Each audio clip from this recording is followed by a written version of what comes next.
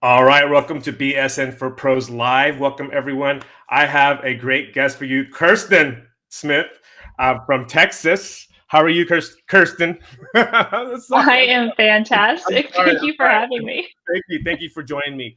Um, let's tell me a little bit about yourself. Let's just jump right into it. We're just having a conversation right before this, and let's talk about who you are, what you're up to, what you're doing.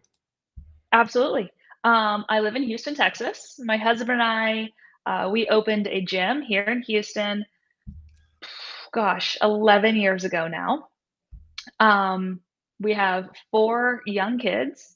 So part of my story is kind of being married to an entrepreneur, being at home with kids for a period of time. And then in about 2019, 2020, after our fourth child was born, I kind of rediscovered myself, sort of what I wanted to do with life, how I wanted to really pursue my sense of purpose. I got certified as a nutritionist and I started working with other women strictly in the realm of mindset, nutrition, and fitness. So now I have kind of built my own business, which I did not see coming, but it's funny how life throws you little curveballs like that. And that is what I'm working on now.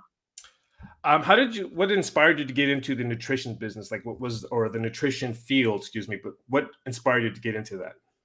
My own experiences.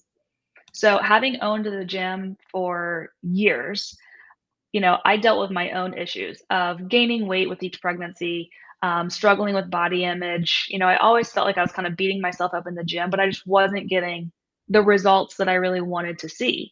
Um, and that changed for me in 2017. My husband hired me a one-on-one coach, and that was really the first time that I ever kind of shined that bright light on what I was eating. And I was kind of being a jerk, right? I was thinking, oh, I eat a really clean diet, but realistically, I was, drinking bottles of wine and eating handfuls of goldfish and food off my kids' plates all the time and just not really counting it.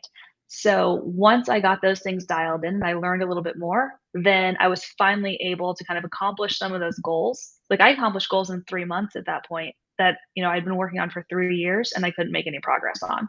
So that really just opened up a whole realm of possibility for me.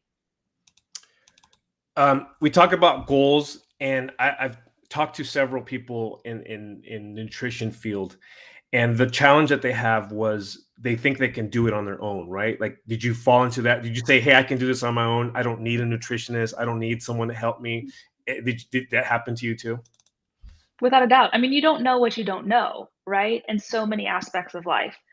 And, you know, considering I only work with women, I always say that those of us that are in our 30s and 40s, we grew up in the 80s and 90s, and it was like the Jane Fonda, Buns of Steel, Thigh Master kind of life. And like, I remember my mom, eating bags of lettuce and just kind of starving herself. That was a version of a diet in the 90s, right? So now that we're adults, we maybe didn't get a really good foundation of what we should be eating, how we should be fueling our body in the right way for sort of long-term health, right? We really got those yo-yo diets, like crash dieting, fad diets. That was really what we were exposed to a lot of the time. So I think a lot of it is people try to do that stuff themselves and they fall into those patterns, right? It's where you get all that yo-yo stuff and you might lose 20 pounds then you gain it back because you're not necessarily fixing the other side of things, the mindset stuff behind it or learning the basics of nutrition. For the mindset, what is the one thing that you see a lot of housewives or just women, like? What is their challenge that they're having? A big one is time. Um, we love to tell ourselves a story that we don't have time. That's not necessarily limited to just women who are at home raising kids or women that are building companies and are really busy with their careers. I think a lot of us kind of fall into this trap of telling ourselves we don't have time.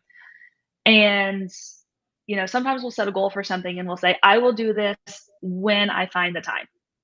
But the problem with thinking that you're going to find the time is that it tricks you into thinking that you're going to find it, and you're never going to find it, right? We make the time for the things that we want to prioritize. And until we commit to making the time, you're never going to find it. Yeah. What's one step you recommend for people, like, let's say, I mean, I know you need to coach, but what is the one thing that you'll say to someone, or what's the first thing you'll diagnose with someone and say, "This is how we start. This is the first step." Just specifically with time or in general? In general, like, say if let's say, for example, you had a consultation and you like, I know we talked about time, but what's the Mhm. one thing that you're seeing that people are making that one excuse, I would say probably, like, what's the one thing they're saying? "I don't have time because of XYZ, and I can't do," so how would you help someone fix that beginning part to get them started? So, sometimes it can be as simple as just realizing that you're in control of your schedule, right? And I think that that is hard for a lot of women, especially if you are at home because your schedule can be dictated by, kids can be like little terrorists. Somebody gets sick, like your whole day is shot. Um, but sometimes just finding simple ways that when you've made the commitment to follow through. Because what I want the ladies that I work with to understand is a lot of the time we think about, when you have an agreement with somebody else, they're supposed to show up for you in some way. Maybe, we had an agreed upon time for today's webcast. And if I didn't show up, you would think, oh, Kirsten's just a flake, right? I can't trust her. Next time something comes along and our paths cross, you're going to be like, yeah, I remember her. Like she doesn't follow through on what she says she's going to do. It's easy to think that kind of stuff when it's somebody else, right? Because we judge other people on their actions, but we judge ourselves by our intentions. So a lot of the time we'll tell ourselves that, we're prioritizing certain things or that we're going to do certain things. But it's easy in our own minds to kind of justify why we don't do it. And, we think about our intentions. I meant to do that, but fill in the blank. So, I had a client that one of her huge wins early on, I think she had 5 kids at that point. Some couple of them were pretty darn young. I think the oldest was 11. And, her husband was out of town and she had made the commitment and she realized, you know what, I can follow through on it because I'm going to build trust with myself by following through on the things I say I'm going to do. And sure enough, I think it was, after she put the last kid to bed, she just walked around in front of her house to get it done. And little things like that compounding have a huge overall impact on your life. No, I think you just woke me up. You said in agreement. You said in agreement with yourself, Mhm. and I think a lot of people fall into this trap of they don't want to agree with themselves internally, right? They don't want to make that deal. It's easier to make a deal with someone else because they can easily say, "Oh, that person is a flake. That person is screw that guy." But with that, when it comes to an agreement for yourself, it's hard to when you fall out of agreement, when you make that mistake, that's when there's something there, right? And this is where you come in to help them in that situation. So, I, like, for example, if someone fell out of agreement for themselves, how would you talk to them? Like, what would you say? Like, what was like, like they're upset, they're resentful, they're angry, or maybe they're in this Mhm. trap where I can't get out of that. Because one thing when happens, I know people they don't get so angry with they get angry with themselves, but they start to show it outside, right? They'll be angry at Yeah. other people, and you could be that person they'll be angry with too. They can be angry with you. So, how do you work around that little mechanism that's happening right there? So a lot of what I do in sort of the mindset coaching is figuring out what stories we're holding on to that hold us back from our goals. So I know we were just talking before we went live, and I launched a book on Friday. This is kind of the basis of the book that I wrote. It's called Confessions of an Unhappy Housewife: How I Changed My Bullshit Stories to Create a Life I Love. And, I came to the startling realization that I was holding on to quite a few stories in my life that, you know, I walked around every day carrying them around, just assuming that they were true. Things like, my husband is a very talented, very gifted, natural athlete, and he always got his workouts in. I would be at home with these kids, and I would think to myself, he doesn't care about my goals. He doesn't care because he can create the time and the space for him to get away, but he won't create the time and the space for me to get away to go work out. So therefore, I can't get back into shape, right? I can't lose baby weight. And I held on to that story for probably years. And that built a lot of resentment, right? It's easier to find all the proof that I needed in life when it's a story about somebody else. So, what you just touched on is that a lot of the time, the stories start internally. And I had to get my own internal house in order, and I had to acknowledge that I was holding my husband to a standard that I was unwilling to hold myself to. Because when I did get time away, did I use it to go work out? Rarely, right? It wasn't something that I prioritized. So he was getting it done because it was something that he prioritized. He held himself accountable for it. And I was unwilling to do that. I thought it was his job to like prioritize my own goals for me. So once I started kind of addressing some of those stories that I was carrying around, just assuming that they were fact, right? And then finding all of this backup evidence for it all the time, it became a self-fulfilling prophecy for years and years. Once I examined those things and I really thought about them and I had to say, is this true? Like, does he really not support my goals, or am I just telling myself this because it's a comforting story and it seems to make sense? It's easier than, really holding myself accountable. Once I broke down those stories, right, and I had to kind of do them systematically in my life, then it allowed me to get my own house in order personally, right? Figure out how to show up 100% for myself so that I could then show up as a wife and as a mom and as a business owner. And once I did that, I was able to see sort of externally how people were showing up for me, but I was unable to see it before, if that makes sense. No, it makes tons of sense. I can relate also to, I'm a jujitsu black belt, and I was so focused on going to the gym, training every single, and then my wife, was taking care of the kids and she was doing her thing and she wanted to work out, and she'd miss her workouts because, she had to do this and do that. And I'm like, I'm going to the gym, just run out the door, and then she'd be like, this guy, I'm gonna kick one day, Yeah. this Mhm. guy, and she was angry and she built this resentment towards me. I understand, and there was Yeah. like the prop, and eventually she started getting taken care of herself, and now I am like, we mature, us men, we have to mature, we have to learn the hard way. Many ways it's not easy, eventually we're like, Mhm. okay honey, like I'll stay home and do the thing and you go to the gym and work out. So now when she says I'm going to go to the gym, I'll just go, okay, I'll stay home, whatever you want me to do, I'll take care of it. So I know that um I just need to be at the house doing whatever. It's a um give and take, right? The give and take, and that there was, it Mhm. took a while. It wasn't something that happened overnight. How do you help people? It's exactly because I know I'm a stubborn guy. I was a stubborn guy, right? I'm just kind of that guy. Like, nah, Mhm. you just have to run around the block, honey. You'll be all right. I'm not, but how to when the husband is not really being supportive, I would say, like how, I'm sure that's happened before, but how do we work that, or how do we tap, because how do you get someone like me that's going to be Mhm. able to help, so get support the spouse, support their spouse. So generally, I say that the amount of support that you get from people outside of you is a direct reflection to how much you're showing up for yourself. If you are not showing up for yourself and prioritizing those things, then other people aren't going to prioritize it for you. Yeah. So, I had a client who her husband makes just bomb homemade chocolate chip cookies. That's his thing. I mean, multiple times a week, he's making homemade chocolate chip cookies, and they're kind of her weakness. And here she is on, she's got a significant weight loss goal. She's got some health issues going on and really needs to lose some weight. And she was really frustrated with him because he kept making these cookies. And when he'd make the cookies, she'd eat them. And she's like, why is he undermining my progress like this?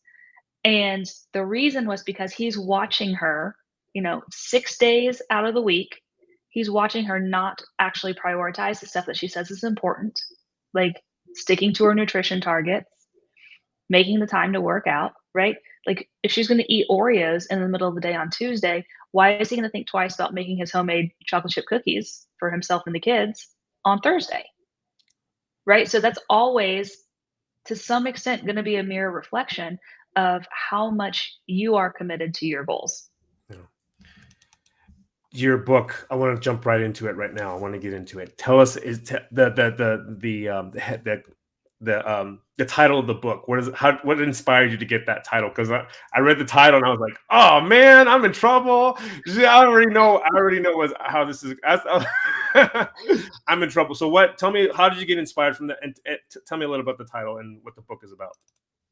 Yeah. So, Yeah, if you think that elicits a reaction in you, imagine the response that elicits from my husband. He's like, "Oh God, I was responsible for all the unhappiness." But that's not it. It's not a bitch about your husband book. Um, the idea behind it was this is kind of my story. This is a kind of a path that I went through. I started out, my early 20s to mid 20s. I was a really high achiever. And that's a difficult thing to kind of leave a career path, leave, a feeling of fulfillment and purpose, and become a stay-at-home mom, right? And play kind of a support role to an entrepreneur husband. Um, and I learned a lot of things. It took me a really long time to wrap my head around, a lot of the lessons that I learned. I am also, I will admit, super, super stubborn. Oftentimes, I would rather be right than be happy. And, that was illustrated in years of my life.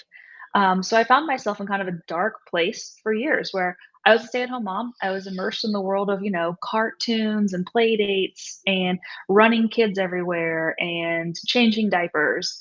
And I felt this kind of nagging feeling that there was something else that I was supposed to be doing.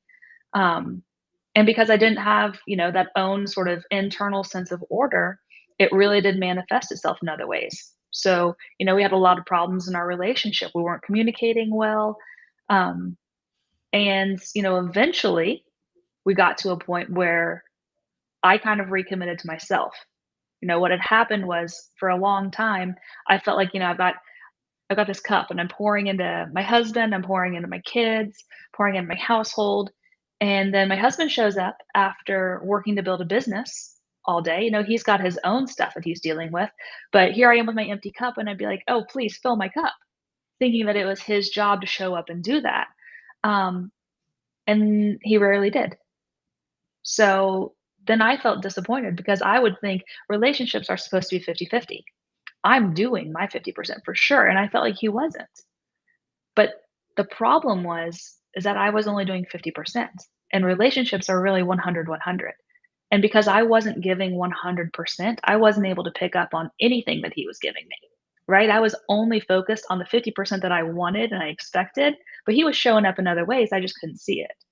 So, the more women that I have worked with and spoken with, especially within our Apex network, a lot of people's wives, we've got an extended group built off of that now for spouses. It's a really common story, especially when you have, the male entrepreneur, a husband who's leaving, he's going to the masterminds, he's going to these personal development things, and you feel that gap just start to widen between a husband and a wife.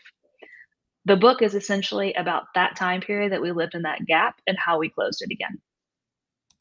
I I totally relate, and I think that's a book that I'm probably gonna read because I understand this. There's a point where us and my wife, where we're trying to develop ourselves.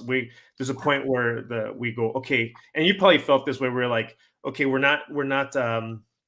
There's something more than what we got to do something more. There's something else. There's a call, a different calling, right? You find a calling, and then we're just putting all this information on ourselves, and all of a sudden we start to feel we're at our mindset starts to elevate, and we leave everyone behind. And I was at that fault. I fell into that trap, and all of a sudden I'm like, hey. And then when you talk to your spouse, you talk to your wife, and they don't understand. They don't understand, and No. then you're telling that story. You're telling that story. I'm excited. I'm gonna pick up the book and give it to my wife. Or should I read it? Is it for me or is it for my wife? I'm confused. Is it for everybody? 'Cause It I'm like, I guys, am I gonna be like, oh my goodness, like, or she's gonna throw the book at me and say, you know what? Or no. she, like, this is you right here, Ben. This is you right here. She may find some pieces and be like, "This is you, Ben." Mhm. But no, I mean, I wrote it primarily for women that find themselves in that phase of life. Um, it's my hope that, women will read it and realize that they're not alone, because I think it's something that we don't generally talk about, right? And it's easy for a lot of you guys that are putting yourselves in circles with people that push you to become a better version of yourselves. for a lot of us on this side, if we're not working especially and we're just kind of working within the home with the family, then it can be extremely difficult to kind of break out of that way of thinking. Um, 'Cause, I realized I was an unhappy housewife, and then I looked around, and I'm surrounded by unhappy housewives. And it was very much "We're gonna drink wine and bitch about our husbands like he's just another one of our kids to raise," kind of thing. Um, and I didn't want that to be my life, right? Mhm. But it really is, you have to be cognizant about who you're putting yourself around and what kind of thinking. So you guys, are putting yourselves around people that are pushing you to get better. It's my hope that this book helps women realize that they're not alone if they feel like that, and they've got a little community that is going to push them to get a little bit better as well. Having said that, I also wrote it with the hope that if there is a husband who feels that kind of gap widening, like we just spoke about, then I would love for him to be able to read my book and be like, huh, okay, now I kind of see, like, I see why my wife is nagging me about picking up my dirty socks all the time, or why she always wants me to help her clean up the kitchen and won't hire a housekeeper to do it. Things like that. Yeah. I appreciate your time. For me, this was something on the back of my mind, and I knew that was something. But Mhm. for you, you are able to verbalize it and vocalize it in a way where I'm like, okay, and I hope other men can actually don't fall into that trap that I fell into, and other men have fallen into that trap, I'm sure. And this is where, like, I think you're becoming I would say you're like a little angel out there, like sharing this message. I'm serious because I personally would I personally, if I probably would have met you probably 6 months to a year ago, I probably would have been prepared. And maybe you can prepare other entrepreneurs, other people that are preparing for Apex or other mastermind groups, and say, hey, you know what? You can be that voice of reason. Going, hey, FYI, before you start, I know you're on this journey, but don't forget about the people in your don't forget about your family. Yep. So I appreciate your time, and I learned so much. Thank you so much, Kirsten. Thank Thank you. you so much for having me.